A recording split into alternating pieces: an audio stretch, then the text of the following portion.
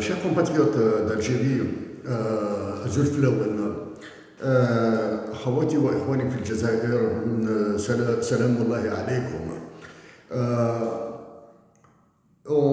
En tant que candidat à l'élection présidentielle de septembre 2024, je suis dans l'obligation de continuer à soutenir cette charge infernale, cette cadence infernale à laquelle nous sommes tous soumis. La charge et la cadence infernale imposée par des généraux et Emmanuel Macron. Donc, ces derniers jours, ces trois derniers jours, des compatriotes ont été encore interpellés et conduits à des commissariats pour des interrogatoires et la justice algérienne privatisée a été actionnée encore. Les dernières personnes dont je connais les noms sont mes compatriotes Ali Belhadj, Fethi Gharras et Karim Talou. Donc, ces trois compatriotes, après avoir connu la misère imposée, la misère politique, la misère intellectuelle imposée par les généraux, risquent encore d'aller en prison, où ils rejoindront Hassan El-Khadi et tous les autres détenus. Chers compatriotes d'Algérie, dans ce que je dirai après, je vous demande de comprendre l'importance de la participation massive à la prochaine élection présidentielle. Je suis exclu du paysage médiatique, c'est normal, c'est compréhensible de la part des généraux, pas des médias. Ok? Je suis exclu du champ informationnel. Et ceci ne me dérange en aucun cas. Ok? Chers compatriotes d'Algérie, donc en plus de vous demander de participer massivement à l'élection présidentielle du 7 septembre, je vous demande encore, je vous supplie encore de demeurer pacifique à tous mes compatriotes d'Algérie. Je vous demande respectueusement, humblement, de vous taire. S'il vous plaît, Brahmet el-Waldi, taisez-vous en Algérie, ne parlez plus.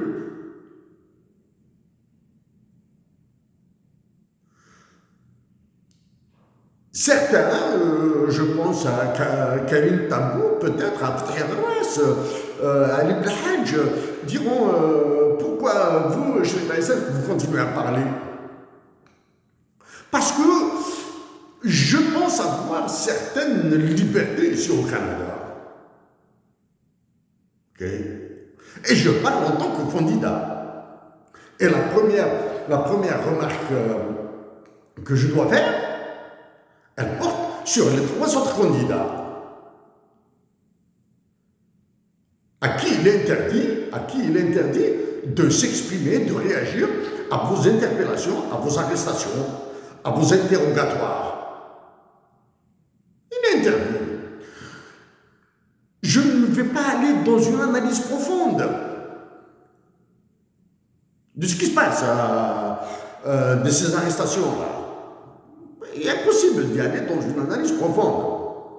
Le premier élément, c'est une délimitation du champ d'intervention. Les durs qui tiennent l'état-major de l'armée, complètement asservis par Emmanuel Macron, Je reviendrai sur Emmanuel Macron. Parce que mon intervention portera sur lui plus exactement, hein, sur Emmanuel Macron. Donc, les durs qui tiennent l'état-major de l'armée aux ordres d'Emmanuel Macron. En plus de ne pas savoir réfléchir,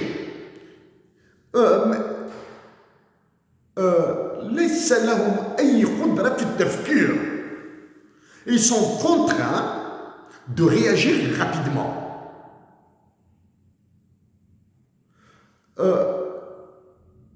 Ils sont obligés de réagir rapidement à des événements. Donc, à mes chers compatriotes d'Algérie, et en particulier à Fethi El-Ras actuellement, Ali Ibn Hajj et Karim Tabou, humblement, évitez les réactions publiques, évitez les interventions publiques. Laissez passer cette élection présidentielle du 7 septembre. Et après, bon, vous êtes libre, bien sûr que vous êtes libre de faire ce que vous voulez. Et il sera à votre honneur de continuer à travailler pour une Algérie nouvelle. Ok? Votre interpellation récente, etc., est une mesure de diversion des plus basses. J'ai dit auparavant, et à plusieurs reprises, que quiconque a trahi Hussein Ahmed est infréquentable. Quiconque a trahi Hussein Ahmed est infréquentable. Je maintiens ce théorème. Ok? Et à ce théorème, j'ai rajouté un autre axiome. Quiconque a trahi le Nas Mahfouz est infréquentable lui aussi. Venons au fait. Donc, les généraux algériens, à la boîte d'Emmanuel Macron, ils sont incapables de réfléchir. Comme tous les militaires, ils ignorent les processus de réflexion là. Non. Ils sont obligés de réagir rapidement à des événements. Le premier événement, rapide, hein, comme ça, je vais probablement revenir un peu plus en détail dessus. Le premier événement rapide a été simple. L'affaire du Liban. C'est basique. Hein? Le Liban dans le noir, l'Algérie a envoyé un bateau de fioul. À côté là, le Niger a été massacré par des inondations récentes de cette semaine-là. Hein? Il a été massacré par les inondations et les débordements, la crue du fleuve Niger. Le fleuve Niger est un fleuve international. J'en ai déjà parlé, et là on touche à l'eau. Hein. C'est très important, mais j'ai déjà traité de ce sujet, mais je l'éviterai maintenant. L'Algérie n'a absolument rien fait. Pour les inondations, n'a absolument rien fait. Ce qui se passe à la frontière algérienne, malienne, algéro-malienne et algéro-nigérienne et nigéro-malienne. Okay? C'est un triangle. Hein? Comme je l'ai dit, il deviendra un Kosovo, il deviendra une Ukraine, il deviendra une Crimée, il deviendra tout ce que vous voulez. Là, hein? À cause d'Emmanuel Macron et à cause de sa domination de toutes ces figures algériennes qui prétendent aimer la patrie.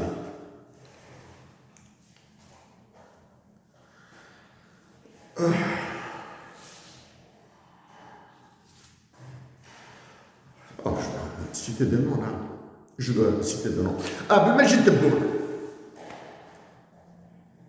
Si mon nom figurait dans la liste des candidats à la présidentielle, je vous promets que vous n'auriez pas eu. La dernière fois, j'ai dit 10% des voix que j'aurais. Maintenant, je dirais 5%. Vous n'aurez pas 5% de mes voix si mon nom était sur la liste des candidats. Ok? Très bien. Pour les histoires de relations internationales, je vous ai interpellé. Pour les histoires d'économie, je vous ai interpellé. Maintenant, mes chers compatriotes d'Algérie, à Karim Tabou, Fethi Gharras et Ali Brahad, je vais donner des indications basiques. Des indications basiques. Vous avez vu la vague de ces ministres qui font campagne électorale pour celui qu'ils veulent placer là de force, c'est-à-dire pour le candidat de Macron. Hein. C'est pour cette raison qu'il faudra aller à l'élection. Il faut bloquer Emmanuel Macron en Algérie. Le candidat d'Emmanuel Macron ne doit pas passer en Algérie, mais il ne doit pas passer par un vote massif. Sur les lois, j'en ai parlé. Hein.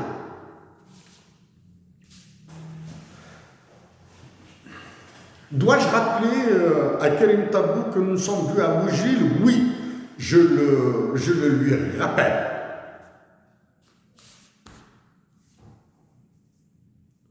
Karim Tabou, nous avons, j'espère que nous prendrons un café ensemble, j'espère que nous retrouverons autour d'un bout de pain ensemble en Algérie, en Kabylie, avec nos amis communs. Hein. Je l'espère, je le souhaite vivement, hein, du fond du cœur, je le souhaite. Mais je dois vous dire que politiquement, nous sommes radicalement différents. Vos approches de la crise algérienne, vos approches de la démocratie, vos approches des droits de l'homme en Algérie, nous divergeons total. L'économie, je ne parle même pas. Ok? Mais du moins, naïvement, naturellement et sincèrement, vous devez continuer à travailler pour l'Algérie. Fethi Gharras, chers compatriotes, j'ai écouté votre épouse, la réaction de votre épouse. C'est la réaction passionnée d'une épouse que je comprends très bien. Donc, d'un point de vue politique, moi, je suis un libéral. Donc, je suis loin des communismes. Mais, étant un libéral politique, hein, pour l'économie, c'est une autre histoire. J'ai défendu des positions que même le PAX, le MDS et toute l'extrême gauche algérienne sont incapables d'aborder. Je suis plus à gauche que l'extrême gauche algérienne. Donc, d'un point de vue économique, hein, dans la période actuelle de l'Algérie, je suis plus à gauche que la gauche algérienne. Donc, pour les communistes, ils sont encore loin de mes positions économiques et sociales. Hein. Économique et sociale. Je me définis comme étant je suis un libéral au sens de David Ricardo. Hein. Ça, c'est le côté économique. Je suis un libéral au sens philosophique de John Rawls ou de Robert Kiyosaki. Voilà, au sens. Ça, c'est pour que vous ayez une idée. Ali Brahad. Ali Brahad.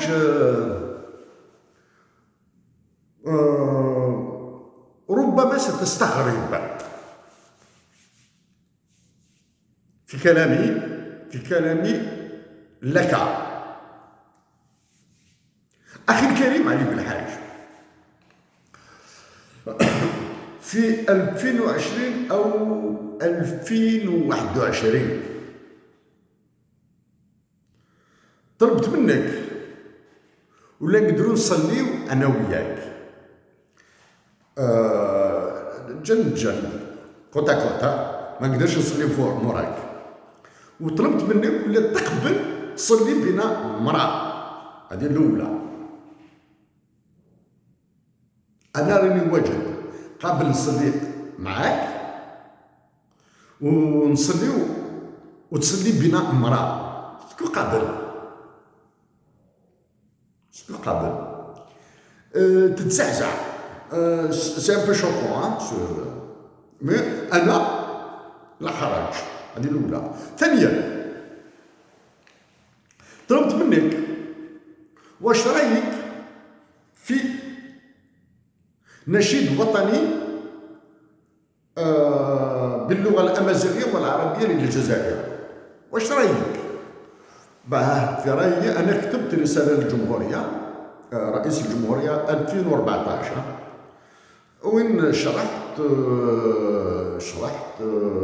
ما هي الفوائد من النشيد الوطني بالأمازيغية والعربية. إنها الفوائد الدولية، أوكي، والقيم الإنسانية و les valeurs universelles. عفوا. Ça c'est donc est-ce que أخي الكريم علي بالحاج اسكو تقبل نصليو أنا وياك مع بعض ورا مرا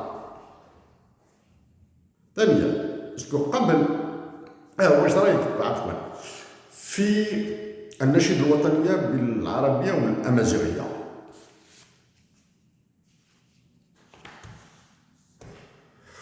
فيما يخص النقاط الأخرى سأقولهم لك باختصار.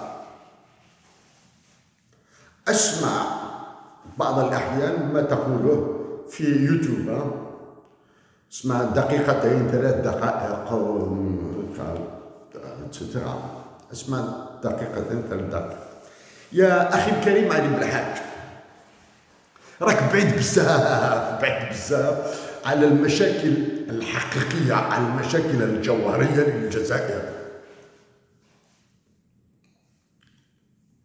كلامك على لي جينيرو وعلى الرئيس وعلى الشرطة وعلى العدالة وعلى قلت أكثر منك.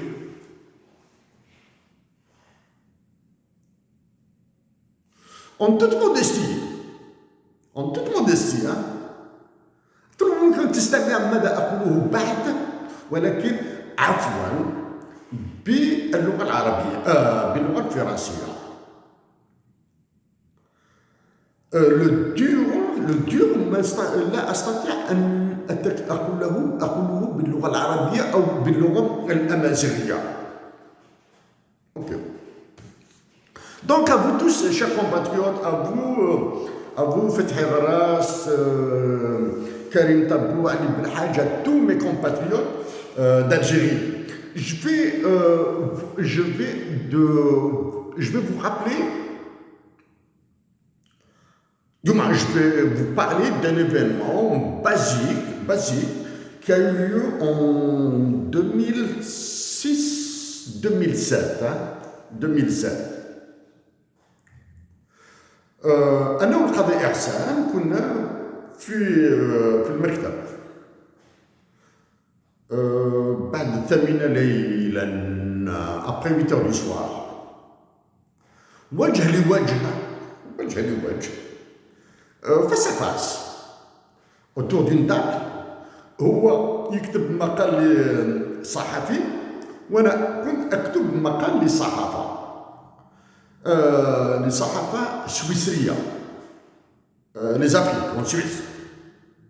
Donc face à face c'est autour d'une table، moi et إحسان القاضي كنا نكتبوا. هو يكتب un article pour un journal ما نعرفش quel journal، وأنا كنت نكتب les Afriques. C'est Ihsan qui m'a demandé de faire le papier. أنا ماش كنت كتبت على Economic Hitman, confession d'un assassin économique Barroumia. C'est un Américain qui a parlé dans un livre sur comment les Américains utilisent la Banque mondiale, l'UFMI, l'USAID, la force militaire d'Ahoum, leur force militaire, pour tuer l'économie, pour tuer des pays. Les pays qui ont été cités le plus, c'était l'Arabie Saoudite à l'époque, l'Arabie Saoudite, l'Irak, le Koweït, tous les pays du Golfe, plus l'Irak, etc. Plus d'autres pays, je ne me souviens pas, économique Hitman. Donc, ça c'est avec Ihsan al-Qadri. وراه إحسان القاضي أو في الحبس. Ihsan al-Qadi, le quand il écrit tout ce qu'il sait sur l'économie algérienne, le Dzaïr, c'est un qalab. Et je connais, j'ai échangé à plusieurs reprises avec Ihsan, كنت نكتب في المغرب émergent. شكون اللي عطاني économique Hitman, le livre qui m'a offert le livre Confession d'un assassin économique. C'est un Français, c'est un ami français. C'est un ami français qui m'a offert ce livre, Confession d'un assassin économique Hitman. J'ai oublié déjà le nom de l'auteur là, ça fait longtemps. C'est José Villemin. Ok. Donc c'est un Français. Donc avec les Français, impeccable. Je passe maintenant.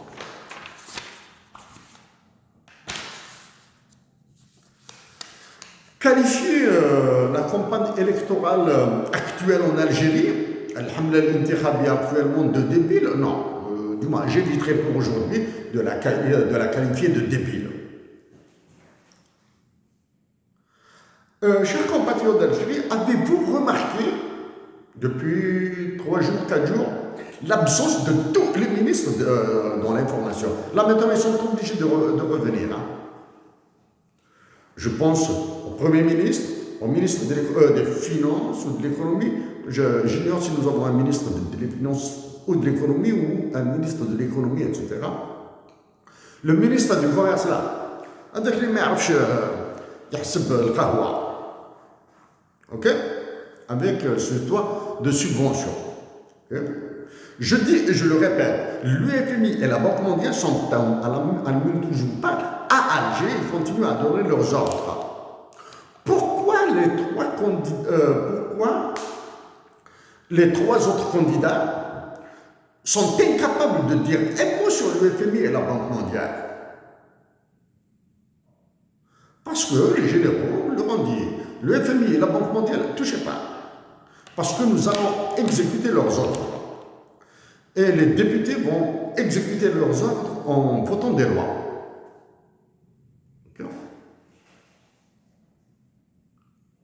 Maintenant, je vais essayer d'aller sur un aspect plus profond qui a entraîné votre arrestation. Vos interpellations et arrestations et relibérations. Hein. Surtout les 3 dernières personnes que j'ai citées, Karim Tambour, Fethi Gharas et Ali Belhadj. Donc, entre l'Algérie et le Mali, c'est un foutoir. Donc, je vous demande humblement, de joindre votre voix à la mienne pour dire notre soutien aux soldats de l'armée algérienne qui sont basés le long des frontières, okay? De dire notre refus, en tout cas moi je le dis, de l'intervention des soldats algériens à l'étranger, okay? sous certaines conditions. Okay? C'est le truc, c'est un foutoir. Il n'y a aucun mécanisme de négociation, de dialogue dans ce qui se passe entre l'Algérie et le Mali. Pire encore, le mec là, je dis bien le mec, qui représente l'Algérie à l'ONU, son nom, comment il s'appelle là? Bon. Taisez-vous, monsieur là! Taisez-vous!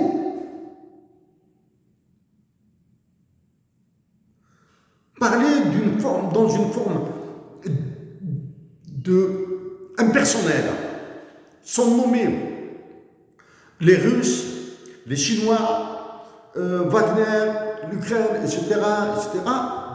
Ça, c'est un déshonneur total. Si vous avez le courage de l'opposition, utilisez tous les mots qu'il faut, à condition que ce soit les généraux qui vous ordonnent de le faire, les généraux algériens, à condition que ce soit eux. Parce que si vous allez dans votre propre chef, ce serait encore plus grave. Parce que ce serait une position personnelle et non pas une position officielle. Donc, pour moi, si je suis élu président de la République, je vous le dis dès maintenant, préparez vos bagages. Ok? Vous êtes, vous êtes, vous êtes une calamité. Bref.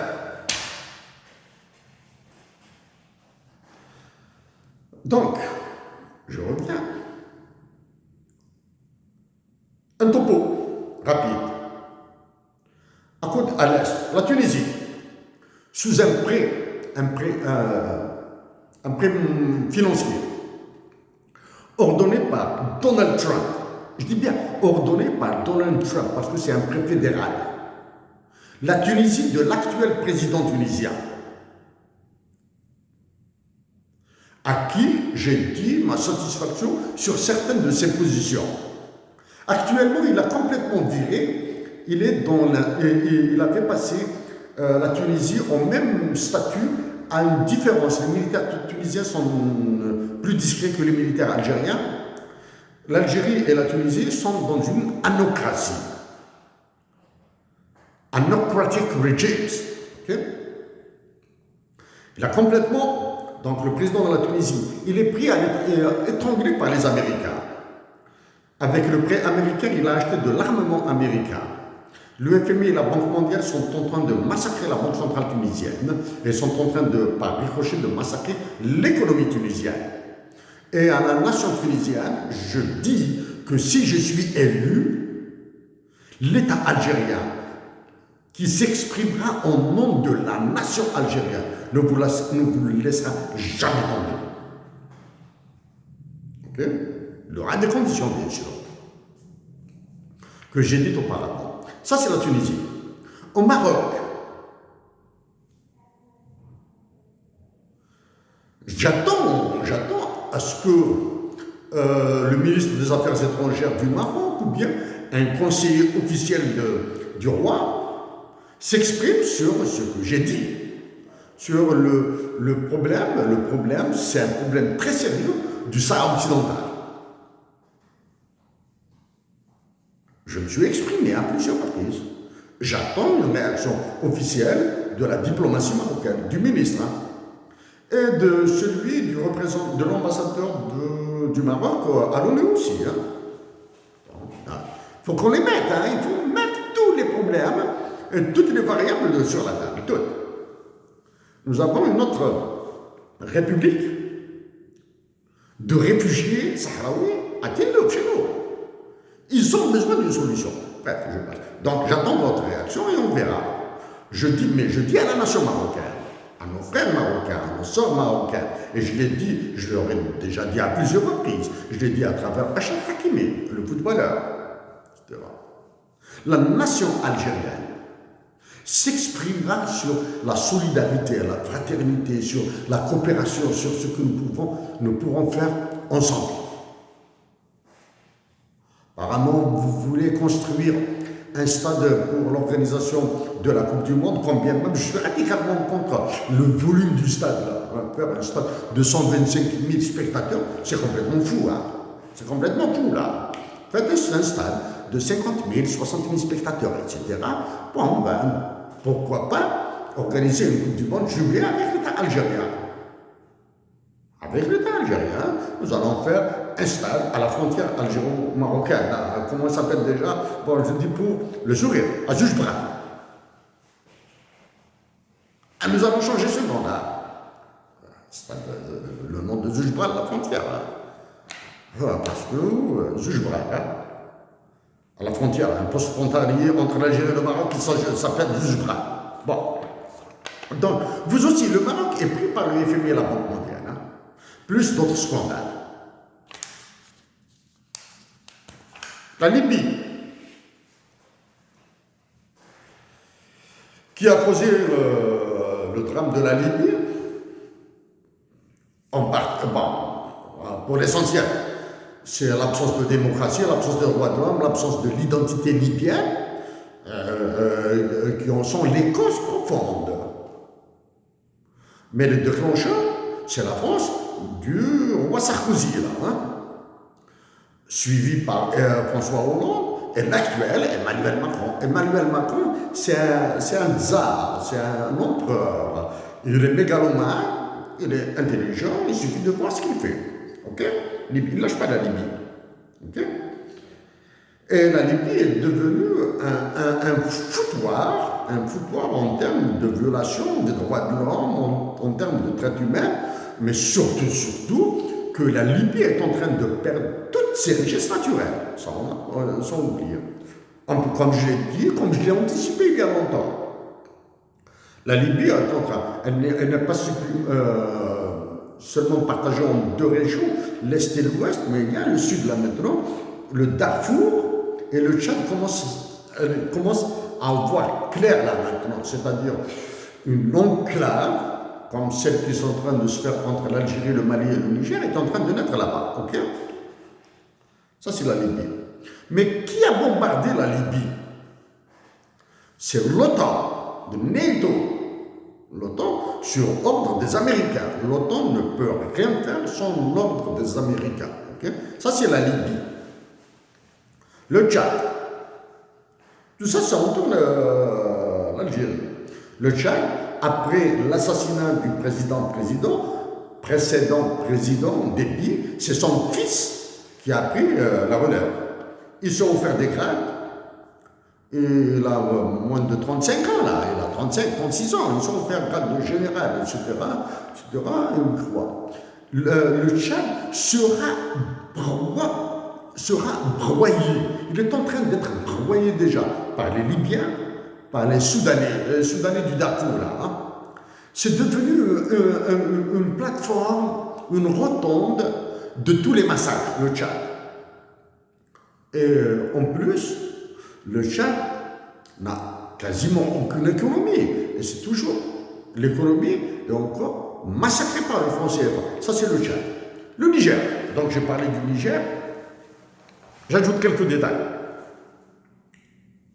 Au général Tiani, comme je l'ai dit, des militaires algériens, en plus de ne pas savoir comment réfléchir, vous êtes obligé de réagir rapidement.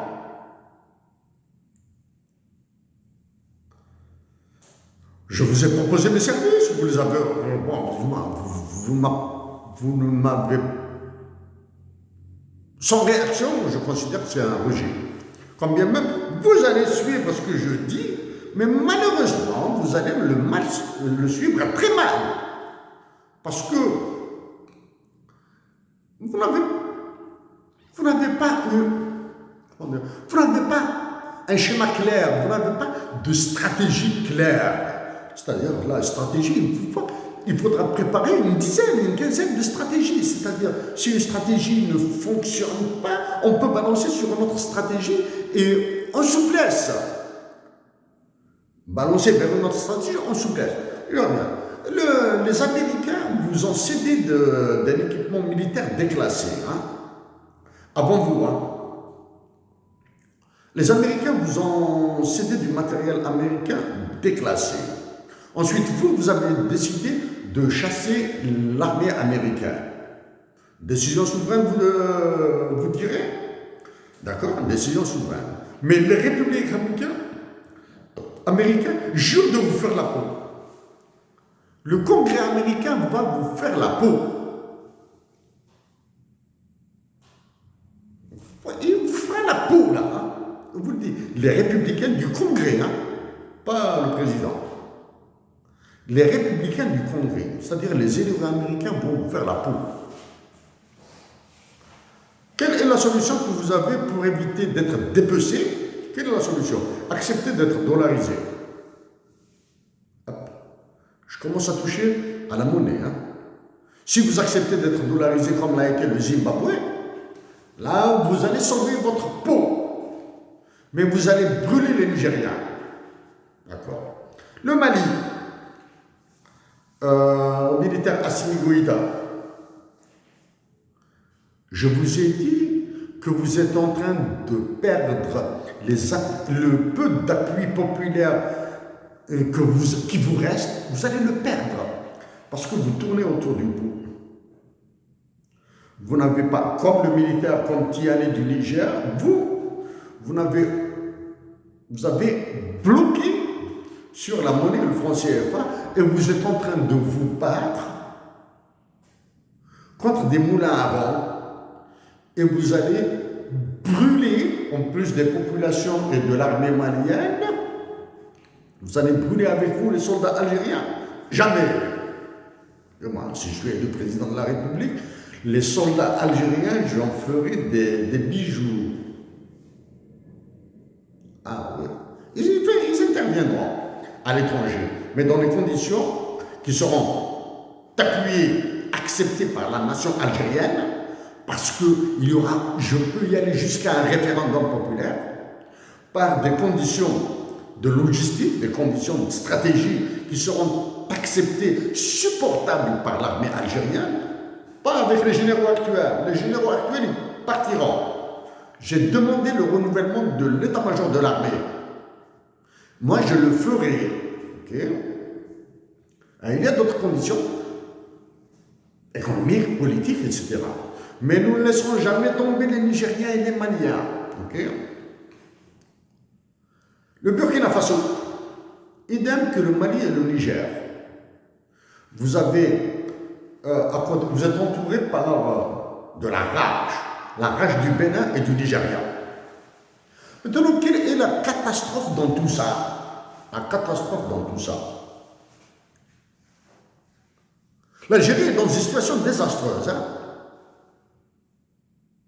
Mon pays, ma patrie, est dans une situation désastreuse. Okay? Mais quelle est la catastrophe, notre catastrophe ici? C'est le Sénégal. Le précédent président, Macky Sall, est devenu ambassadeur de qui, s'il vous plaît? De Emmanuel Macron. Du mégalomane, du roi Emmanuel Macron. Il suffit de regarder ce qu'il fait en France, Emmanuel Macron. Croyez-vous qu'il va vous donner du miel? Croyez-vous qu'il donnera du miel aux Algériens? Non. La grande catastrophe, c'est le Sénégal. Mes amis sénégalais ici à Montréal savent, j'ai échangé avec eux. C'est des universitaires. Ce sont des universitaires, hein, qu'il s'agisse de l'UQAM ou de l'UDM, etc. Ce sont des universitaires, j'ai échangé. Nous avons échangé dans un espace public et nous avons échangé dans un espace privé. Donc, l'actuel président qui est sorti de prison, rapidement, son campagne électorale, son poste, c'était en quelque sorte, il a été adoubé. Il a été, pas parachuté, il a été catapulté président de la République. Il ignore actuellement, il a perdu le sens, il a perdu tout sens politique. Et à peine catapulté président de la République du Sénégal, il nomme la figure de Proux comme Premier ministre. Sonko, c'est ça? Je m'excuse si j'ai accroché votre nom, Sonko, c'est ça? Donc, Bachir Diomaye, président, nomme celui qui a tout fait pour le libérer de la prison comme Premier ministre. Maintenant, qui décide, c'est vraiment un exécutif bicéphale. Rien du moins. Peut-être que le futur nous apprendra ce qui se dit derrière.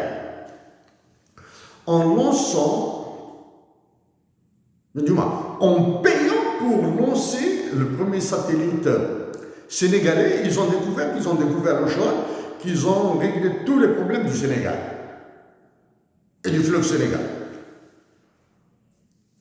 Ils ont payé. Vous avez payé, monsieur. Le Sénégal, c'est comme l'Algérie. Nous n'avons aucun développement, aucune technologie, rien. Vous avez payé, vous utilisez la même information, le même style d'information que l'Algérie, l'État algérien. Le Sénégal a lancé son premier satellite. Non, le Sénégal a payé pour lancer son premier satellite. Ça, c'est la première. Deux, personne ne sait qui exploite les données du satellite et quelles sont toutes les données récoltées par le satellite payé par les Sénégalais seront partagées par qui? 1. Les États-Unis d'Amérique, Al-Wilayat al-Muttahida al-Américaine. 2. Le roi Emmanuel Macron. Okay. Ça, c'est pour le Sénégal. Vous avez perdu complètement le sens de la mesure politique dans la mesure où vous avez tous freiné sur le franc CFA. Donc, tout ce qui se passe en Algérie et tout ce qui se passe autour de l'Afrique, tout ce qui se passe autour de l'Algérie dans les autres pays voisins, y compris le Sénégal, c'est l'œuvre de manipulation, de pression et de chantage du roi Emmanuel Macron sur vous. Vous tous. Les frontières algéro-maliennes et algéro-nigériennes, toutes les frontières de la région de l'Afrique du Nord sont en train de brûler. Et aucun de vous, de la Tunisie au Maroc, en passant par l'Algérie, la Libye, tout, Mali, Tchad, aucun de vous n'ose demander une rencontre exceptionnelle quelque part dans le Hogar algérien, à Gao, à Tombouctou, là où vous voulez, pour essayer de vous coordonner. Au pays de la CFA et en particulier au Sénégal, vous êtes devenu, l'État sénégalais est devenu un monstre dans sa défense du franc CFA. Je le répète, l'ECOWAS, la CEDEAO, l'Union économique monétaire ouest-africaine, l'Union monétaire ouest-africaine sont des organisations terroristes, je le répète. Et tout ce qui se passe actuellement en Algérie, dans toute l'Afrique du Nord, et dans le cadre de ma patrie, je supplie mes compatriotes de demeurer pacifiques.